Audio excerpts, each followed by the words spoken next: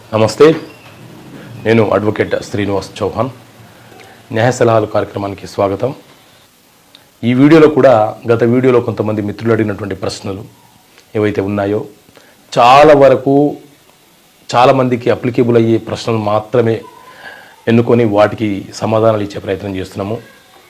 ఈ వీడియోలో ఒక మిత్రుడు అడిగినటువంటి ప్రశ్న ఏంటంటే, సార్ మేము ఒక ఆస్తి కొనుగోలు చేయడం కోసం ఒక వ్యక్తి వద్ద నుంచి అగ్రిమెంట్ చేసుకున్నాము, కానీ ఆ వ్యక్తి సడన్గా అగ్రిమెంట్ చేసుకున్న 15 రోజుల తర్వాత కోవిడ్తో చనిపోయాడు. ఇప్పుడు ఆ ఆస్తిని మేము ఎలా రిజిస్ట్రేషన్ చేసుకోవాలి అని అడుగుతున్నాడు. సో మిత్రులారా, అగ్రిమెంట్ అంటే కాంట్రాక్ట్ యాక్ట్ ప్రకారంగా చేసుకునే ఒక ఒప్పందము.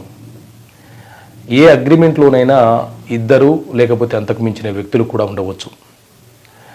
ఎవరైతే ఇద్దరు వ్యక్తులు అగ్రిమెంట్ చేసుకుంటున్నారో వారిద్దరూ కూడా ఇష్టపూర్వకంగా వారు రాసుకునే కండిషన్స్ అన్నీ కూడా అగ్రిమెంట్లో పొందపరుచుకుంటారు. అంటే ఎంత సొమ్ము ఇప్పుడు చెల్లిస్తున్నాడు అడ్వాన్స్గా, తర్వాత ఎంత చెల్లించాలి, ఎప్పుడు రిజిస్ట్రేషన్ చేసుకోవాలి, ఇలాంటి అంశాలన్నీ కూడా ఈ అగ్రిమెంట్లో రాసుకోవడం జరుగుతుంది.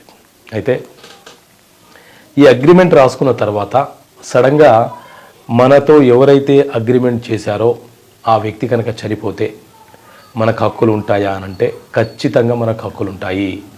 మన దేశంలో రిజిస్ట్రేషన్ యాక్ట్ 1908 అనే చట్టం ఉంది. ఈ చట్టం ప్రకారంగా ఏదైనా ఒక ఆస్తి ఒక వ్యక్తి పేరు మీద నుంచి మరొక వ్యక్తి పేరు మీదకి మార్పిడి జరగాలి, ట్రాన్స్ఫర్ జరగాలి అంటే ఎలా జరగాలి, ఏ పద్ధతిలో జరగాలి, ఎంత ఛార్జెస్ చెల్లించాలి అనేక అంశాలను ఈ చట్టంలో పేర్కొనడం జరిగింది. ఈ చట్టం ప్రకారంగా, ఈ చట్టంలోని సెక్షన్ 35 ప్రకారంగా అగ్రిమెంట్ చేసిన వ్యక్తి కనుక చనిపోతే అతని వారసులు ఎవరైతే ఉన్నారో వారు ముందుకొచ్చి ఆ ఆస్తిని అగ్రిమెంట్ చేసిన వ్యక్తులకు రిజిస్ట్రేషన్ చేసే బాధ్యతను కలిగి ఉంటారు. రిజిస్టర్ కూడా ఈ అంశాన్ని అంగీకరించి రిజిస్ట్రేషన్ చేయవచ్చు, చేసే అధికారము అతనికి ఉంటుంది. కాబట్టి భయపడాల్సిన అవసరం లేదు. వారి పిల్లలు ఎవరైతే ఉన్నారో వాళ్ళని మీరు అంగీకరింపజేసి రిజిస్ట్రేషన్ చేసుకోవచ్చు. ఒకవేళ వారు కనుక మా నాన్నది అగ్రిమెంట్ కాదు, మేము రిజిస్ట్రేషన్ చెయ్యము అని చెప్పి మీకు మోసం చేసే ప్రయత్నం చేస్తే మీరు అగ్రిమెంట్ ఎవరైతే రాశారో వారి వారసుల మీద కేసు కూడా ఫైల్ చేయవచ్చు. ఎందుకంటే తండ్రి చేసినటువంటి అగ్రిమెంట్లకు కొడుకులు బాధ్యత వహించాలని కూడా చట్టం చెప్తుంది.